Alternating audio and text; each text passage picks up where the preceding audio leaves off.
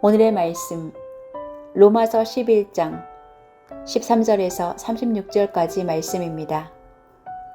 이제 나는 이방 사람인 여러분에게 말합니다. 내가 이방 사람에게 보내심을 받은 사도이니만큼 나는 내 직분을 영광스럽게 생각합니다. 나는 아무쪼록 내 동족에게 질투심을 일으켜서 그 가운데서 몇 사람만이라도 구원하고 싶습니다. 하나님께 그들을 버리심이 세상과의 화해를 이루는 것이라면 그들을 받아들임은 죽은 사람들 가운데서 살아나는 삶을 주심이 아니고 무엇이겠습니까? 만물로 바치는 빵 반죽덩이가 거룩하면 남은 온 덩이도 그러하고 뿌리가 거룩하면 가지도 그러합니다.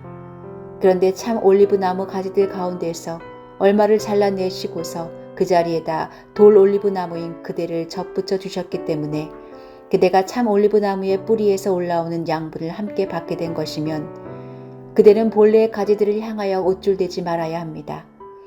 비록 그대가 옷줄댈지라도 그대가 뿌리를 지탱하는 것이 아니라 뿌리가 그대를 지탱한다는 것을 명심해야 합니다. 그러므로 본래의 가지가 잘려나간 것은 그 자리에 내가 접붙임을 받게 하시려는 것이었다 하고 그대는 말해야 할 것입니다. 옳습니다. 그 가지들이 잘린 것은 믿지 않는 탓이고 그대가 그 자리에 붙어 있는 것은 믿었기 때문입니다. 그러니 교만한 마음을 품지 말고 도리어 두려워하십시오. 하나님께서 본래의 가지들을 아끼지 않으셨으니 접붙은 가지도 아끼지 않으실 것입니다. 그러므로 하나님의 인자하심과 준엄하심을 생각해 보십시오. 하나님은 넘어진 사람들에게는 준엄하십니다. 그러나 그대가 하나님의 인자하심에 머물러 있으면 하나님이 그대에게 인자하게 대하실 것입니다. 그렇지 않으면 그대도 잘릴 것입니다. 그러나 믿지 않았던 탓으로 잘려나갔던 가지들이 믿게 되면 그 가지들도 접붙임을 받게 될 것입니다. 하나님께서는 그들을 다시 접붙일 수 있습니다. 그대가 본래의 돌 올리브 나무에서 잘려서 그 본성을 거슬러 참 올리브 나무에 접붙임을 받았다면 본래 붙어있던 이 가지들이 제 가지에 다시 접붙임을 받는 것이야 얼마나 더 쉬운 일이겠습니까? 형제자매 여러분, 나는 여러분이 이 신비한 비밀을 알기를 바랍니다. 그것은 여러분이 스스로 현명하다고 생각하는 일이 없게 하려는 것입니다. 그 비밀은 이러합니다. 이방 사람의 수가 다 찰 때까지 이스라엘 사람들 가운데서 일부가 완고해진 대로 있으리라는 것과 온 이스라엘이 구원을 받게 되리라는 것입니다. 그것은 성경에 이렇게 기록되어 있는 바와 같습니다. 구원하시는 분이 시온에서 오실 것이니 야곱에게서 경건하지 못함을 제거하실 것이다. 이것은 그들과 나 사이의 언약이니 내가 그들의 죄를 없앨 때 이루어질 것이다. 복음의 관점에서 판단하면 이스라엘 사람들은 여러분이 잘되라고 하나님의 원수가 되었지만 택하심을 받았다는 관점에서 판단하면 여러분은 조상 덕분에 하나님의 사랑을 받은 사람들입니다. 하나님께서 주시는 고마운 선물과 부르심은 철회되지 않습니다. 전에 하나님께 순종하지 않던 여러분이 이제 이스라엘 사람들의 불순종 때문에 하나님의 자비를 입게 되었습니다. 이와 같이 지금 순종하지 않고 있는 이스라엘 사람들도 여러분이 받은 그 자비를 보고 회개하여 마침내는 자비하심을 입게 될 것입니다. 하나님께서 모든 사람을 순종하지 않는 상태에 가두신 것은 그들에게 자비를 베푸시려는 것입니다. 하나님의 부유하심은 어찌 그리 크십니까? 하나님의 지혜와 지식은 어찌 그리 깊고 깊으십니까? 그 어느 누가 하나님의 판단을 헤아려 할 수 있으며 그 어느 누가 하나님의 길을 더듬어 찾아낼 수 있겠습니까? 누가 주님의 마음을 알았으며 누가 주님의 조언자가 되었습니까? 누가 먼저 무엇을 이뤘기에 주님의 답례를 바라겠습니까? 만물이 그에게서 나고 그로 말미암아 있고 그를 위하여 있습니다. 그에게 영광이 세세 있기를 빕니다. 아멘.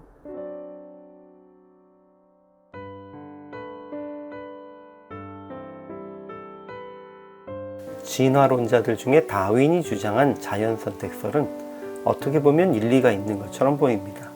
다양한 모습의 종들 중에 자연 환경에 적합한 형태를 갖춘 이들만 선택받아 남아 진화되고 나머지는 도태되었다라는 이론입니다. 그러나 모두가 의아해하는 것은 그럼 처음에 그 다양했던 종은 어떻게 만들어졌는가 라고 하는 것입니다.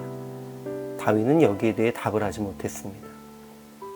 단순한 몇 가지 동물이 다양하게 진화되는 것이 많은 이들이 생각하는 진화론인데 다윈의 이론은 다양한 동물에서 오히려 환경에 적응한 몇몇 종만 생존하게 되면서 종의 다양성이 오히려 줄어드는 반대에 대해 이야기하는 이론입니다. 결국 모든 만물과 사람들은 하나님의 창조물입니다. 주께서 당신의 창조물 모두를 구원하려 하시는 것은 당연한 일입니다. 바울은 이방인에게 복음 전하는 사도가 된 것을 무엇보다도 영광스럽게 생각합니다. 지금까지 누구도 감당하지 못했던 사명이기 때문입니다. 그럼에도 동족인 이스라엘에 대한 사랑이 깊어서 이방인의 구원과 복받음을 통해 이스라엘의 단 몇 명만이라도 그들을 시샘하며 그리스도를 영접하여 구원받게 하는 것이 소망입니다. 그는 참 감람나무에 접붙임 받은 돌 감람나무 가지와 같은 이방인들에게 교만하지 말라고 경계합니다. 하나님의 은혜로 접붙임 받은 그들을 하나님께서 이스라엘을 꺾으신 것과 같이 언제든지 끊으실 수 있다는 것입니다. 그러나 반대로 감람나무에 붙어있던 가지를 꺾으시고 거기에 접붙여 살리실 만큼 이방인도 당신의 피조물로 사랑하신다는 의미입니다. 바울은 비밀을 알려주겠다면서 이방인 중에 충만한 수가 구원받은 자로 돌아오면 온 이스라엘을 구원하실 것이라고 로마의 성도들에게 말합니다. 이것도 이방인들에게 베푸신 긍휼과 같이 전적으로 하나님의 긍휼함 안에서 이루어지는 것입니다. 그들이 이스라엘의 자손이라서 무조건적으로 구원하시는 것이 아니라 결국은 그들도 회개하고 그리스도를 구주로 영접하는 기회를 허락하실 것이란 말씀입니다. 그리하면 그들도 다시 꺾였던 감람나무에 접붙임을 받게 될 것입니다. 누가 더 중요해서가 아니라 이방인도 유대인도 버리려 하지 않으시기 때문입니다. 지금은 자기 동족 중에 얼마라도 이방인을 시기하여 구원받게 하기를 원한다라고 말하면서 마지막 날의 비밀에 대해서는 이방인의 충분한 수가 들어온 후에는 온 이스라엘이 구원을 받을 것이다 라고 말하는 바울의 말은 분명 모순되는 부분이 있습니다. 어제도 나누었지만 모두를 구원하기 원하시는 하나님이시지만 결국 구원받을 이들은 소수입니다. 다만 하나님의 긍휼하심으로 유대인과 이방인 모두에게 구원의 기회는 동일하게 주어질 것입니다. 당장은 복음으로부터 배제된 것처럼 보이는 이들도 분명히 기회를 얻게 될 것이라는 것이 하나님의 약속입니다. 만물이 주에게서 나오고 주로 말미암고 주에게로 돌아감을 기억하며 바울이 이스라엘을 향한 간절한 마음을 품은 것과 같이 우리도 동족과 아직 하나님을 알지 못하는 이들을 향해 그렇게 간절한 마음을 품고 그들이 주님께 돌아오기까지 기도하며 복음을 전하는 사명을 잊지 않아야 할 것입니다. 주께서 우리에게 주신 그 사랑대로 사명을 감당하는 여러분들 될 수 있기를 예수 그리스도의 이름으로 축원합니다.